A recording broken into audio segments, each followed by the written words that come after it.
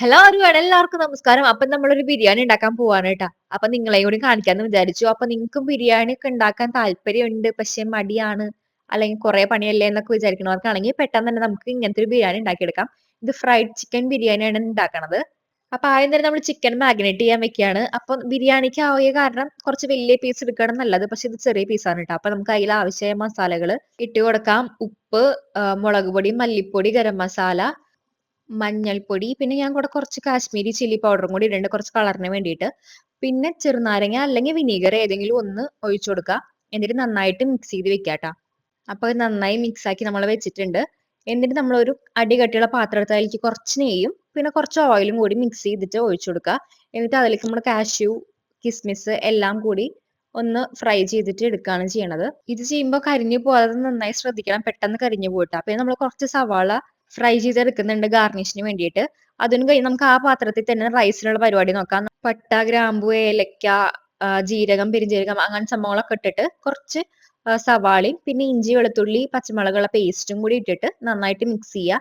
ആ ഓയിൽ തന്നെ ചെറുതായിട്ടൊന്ന് മൂപ്പിച്ചെടുത്തിട്ട് അരിക്ക് ആവശ്യമായ വെള്ളം ഒഴിച്ചു കൊടുക്കുക. ഇവിടെ ഞാൻ 1 ഗ്ലാസ് അരിക്ക് 2 ഗ്ലാസ് വെള്ളം എന്നുള്ള കണക്കിനാണ് എടുത്തേക്കുന്നത്. അപ്പൊ 3 ഗ്ലാസ് അരിയാണ് ഞാൻ എടുത്തേക്കുന്നത്. അപ്പൊ 6 ഗ്ലാസ് വെള്ളം ഒഴിച്ചിട്ടുണ്ട്. എന്നിട്ട് അതിലേക്ക് കുറച്ച് ഉപ്പും ചെറുനാരങ്ങ നീരും പിഴിഞ്ഞൊഴിക്കുക. എന്നിട്ട് അടച്ചു വെക്കുക.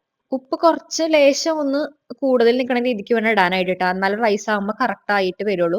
എന്നിട്ട് തിളയ്ക്കാനും വരെ നമുക്ക് വെയിറ്റ് ചെയ്യാം. അപ്പോഴേക്കും നമുക്ക് അടുത്ത പാത്രത്തിൽ കുറച്ച് ഓയിൽ ഒഴിച്ചിട്ട് നമ്മുടെ ചിക്കനൊക്കെ ഒന്ന് ഫ്രൈ ചെയ്തെടുക്കാം. അപ്പൊ അധികം നല്ല ഡീപ്പ് ഫ്രൈ ചെയ്യേണ്ട, ഒരു 80% ഒക്കെ ഫ്രൈ ചെയ്തെടുത്താൽ മതി ട്ടാ. അങ്ങനെ നമ്മുടെ ചിക്കൻ ഒക്കെ നന്നായി ഫ്രൈ ചെയ്ത് മാറ്റി വെച്ചിട്ടുണ്ട്. ഇനി നമുക്ക് ആ ചിക്കൻ ഫ്രൈ ചെയ്ത ഓയിലിലേക്ക് സവാള ഇട്ടിട്ട് നന്നായിട്ട് വഴറ്റി കൊടുക്കാം. ഇത്ര ഓയിൽ വേണ്ടായിരുന്നില്ല ട്ടാ, കുറച്ച് ഓയിൽ മതി. അപ്പൊ നമ്മൾ ആവശ്യമുള്ള അത്ര ഓയിൽ എടുക്കുക, ബാക്കി മാറ്റി വെക്കുക. എന്നിട്ട് ഈ ചിക്കന്റെ ചെറിയ ചെറിയ പീസുകൾ, ഈ കരള്, കഴുത്ത്, അങ്ങനെ വിങ്സ്, അങ്ങനെ ചെറിയ ചെറിയ പീസുകളൊക്കെ ഇതിന്റെ കൂടെ ഇട്ടിട്ട് കുറച്ച് ഉപ്പും കൂടി ഇട്ടിട്ട് നന്നായിട്ട് ഇളക്കുക. അങ്ങനെ ചെയ്താൽ ഒന്നുകൂടി നല്ല ടേസ്റ്റ് ആണെന്നാണ് ഞാൻ ഒരു വീഡിയോയിൽ കണ്ടത് ട്ടോ. അതുകൊണ്ടാണ് ചെയ്യണത്. അപ്പോഴേക്കും നമ്മുടെ വെള്ളം തിളച്ചിട്ടുണ്ട്. അപ്പൊ നമ്മൾ അരി ഇട്ടിട്ട് അടച്ചു വെച്ച് വേവിക്കുക. എന്നിട്ട് നമ്മുടെ വഴറ്റിക്കൊണ്ടിരിക്കുന്ന മസാലയിലേക്ക് ഇഞ്ചി, വെളുത്തുള്ളി, പച്ചമുളക് പേസ്റ്റ് ഇട്ടിട്ട് നന്നായിട്ട് വഴറ്റി കൊടുക്കുക. അപ്പൊ നമ്മുടെ മസാല ഒരുവിധം സെറ്റായി വന്നിട്ടുണ്ട്. അപ്പൊ നമുക്ക് അതിലേക്ക് തക്കാളി ഇട്ട് കൊടുക്കാം. കൂടുതൽ അധികം മസാലയുടെ ഒന്നും ആവശ്യമില്ല. നമ്മൾ ആ ഓയിലിനായ കാരണം എല്ലാ മസാല അതിൽ തന്നെ ഉണ്ടാവും ട്ടാ. അപ്പൊ നമ്മുടെ റൈസ് ഒരുവിധം സെറ്റായിട്ട് വെള്ളമൊക്കെ വറ്റി വന്നിട്ടുണ്ട്. ഇനി നമ്മൾ അടച്ചു വെച്ച് വേവിച്ചാൽ മതി, തീ ഓഫ് ചെയ്തിട്ട്. അപ്പൊ നമ്മുടെ മസാലയിലേക്ക് ഇനി കുറച്ച് ഞാൻ ഗരം മസാലയും കുറച്ച് മല്ലിപ്പൊടി ഇട്ട് കൊടുത്തിട്ട് നന്നായിട്ട് മിക്സ് ചെയ്യുക. എന്നിട്ട് കുറച്ച് തൈരും കൂടി ഒഴിച്ചിട്ട് നന്നായിട്ട് മിക്സ് ചെയ്ത് മാറ്റി വെക്കുക. അപ്പോഴേക്കും നമ്മുടെ റൈസ് അവിടെ റെഡി ആയിട്ടുണ്ട് ട്ടാ. ഇനി നമ്മുടെ ചിക്കനിക്ക് അവസാനമായിട്ട് കുറച്ച് മല്ലിയിലയും കൂടി ഇട്ട് കഴിഞ്ഞാൽ നമ്മുടെ ചിക്കൻ അവിടെ സെറ്റ് ആയിട്ടുണ്ട്. ഇനി നമുക്ക് ദം ചെയ്യാം. അപ്പൊ നമ്മൾ കുറച്ച് ചിക്കൻ ഞാനെടുത്ത് മാറ്റി വെച്ചിട്ടുണ്ട്. ഇനി നമുക്ക് 2 ലെയർ ആയിട്ടും ദം ചെയ്യാം. അപ്പൊ ഫസ്റ്റ് ലെയറിൽ നമ്മൾ റൈസ് ഇട്ട് കൊടുക്കുകയാണ് ചെയ്യണത്. ഫുൾ കവർ ചെയ്ത് നമ്മൾ റൈസ് ഇട്ട് കൊടുക്കണം. എന്നിട്ട് അതിന്റെ മേലെ നമ്മളൊരു പാലിൽ കുറച്ച് മഞ്ഞപ്പൊടി കലക്കിയിട്ടുള്ള ആ ഒരു വെള്ളമാണ് ഒഴിച്ചു കൊടുക്കുന്നത്, ഒരു കളറിന് വേണ്ടിയിട്ട്. പിന്നെ കുറച്ച് നെയ്യും കൂടി ഒഴിച്ചു കൊടുക്കുന്നുണ്ട്. പിന്നെ നമ്മൾ വറുത്ത് മാറ്റി വെച്ച ഉള്ളിയും കാഷ്യും കിസ്മിസും ഒക്കെ കൂടിയിട്ട് ഇട്ട് കൊടുക്കുന്നുണ്ട്. പിന്നെ കുറച്ച് മല്ലിയിലയും കൂടി ഇട്ട് കൊടുക്കുന്നുണ്ട്.